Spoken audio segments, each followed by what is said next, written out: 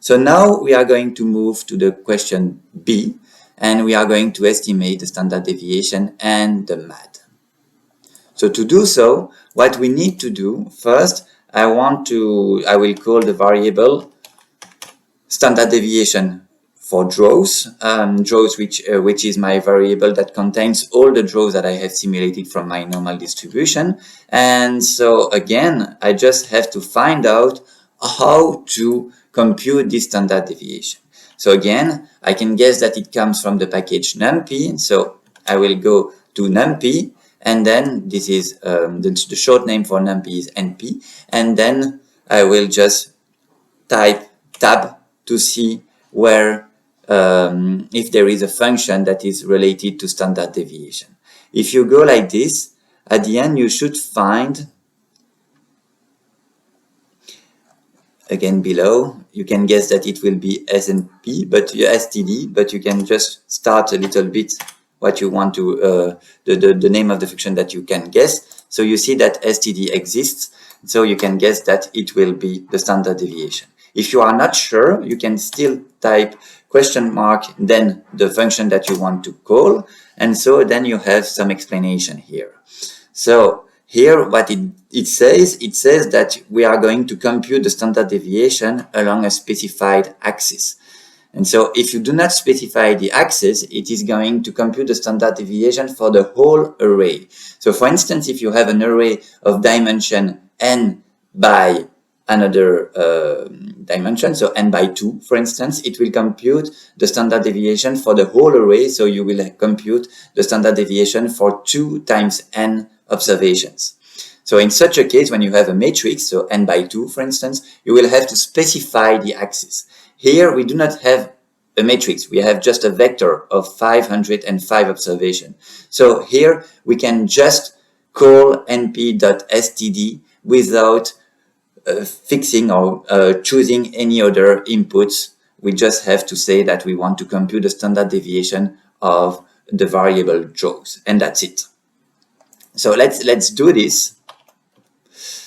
So to do that, what I can do, so this is np.std, and then you just put the vector that you want to, for which you want to compute the std.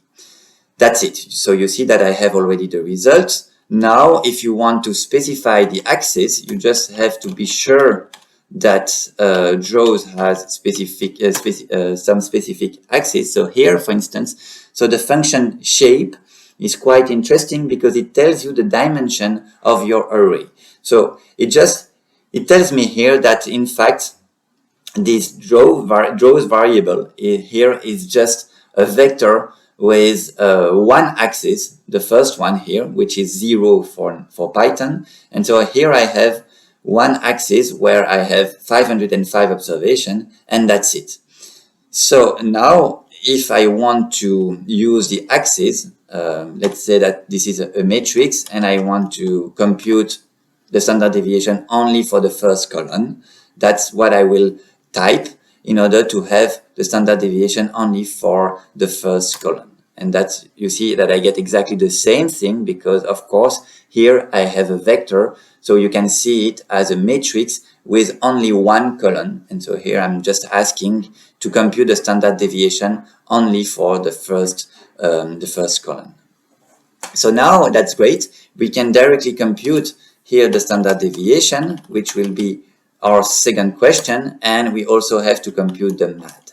So the MAD, you can have a look at the formula that has been displayed on the slides. So here again, we will have to find out how to compute the median. So the median, again, you can guess that it will be in the package NumPy. So again, np dot, and then you are looking for the median. So you should guess that it starts by med, and so then you press tab, and you see that the only function that is available is the median. That's exactly what you are looking for, so that's great. If you want more information about the median function, you type question mark and then np.median, and then here you have some information about it. So you see that again, if you do not specify the axis, then it will compute the median for the whole array, so the entire array. So again, if you have a matrix, you always have to specify the column, so the axis where you want to compute the median. Otherwise, it will compute the median for the entire matrix. So here again, the variable draws is only a vector. So as it consists only of a vector, we only need to specify. We don't have to specify the axis. So again, I can first compute the median of draws. We expect that it will be very close to 2. This is the case, great. So we have here the median. Now I will compute the MAD as well. So to compute the MAD, we need the median. Let's store the median into median draws here. This is what I'm doing. I'm computing the median for the variable draws. So you see that here I have run the code. Everything is still working. That's great. And then now I have to compute the MAD, so the median of absolute deviation. This is the median of the absolute value. The absolute value is just .abs in NP, and then I take the absolute value of what? Draws minus NP, my median. And my median is median draws. I have stored the median into the variable median draws here just above. So I can now just run that line here, and you see that I have computed the MAD. So here is the value of the MAD.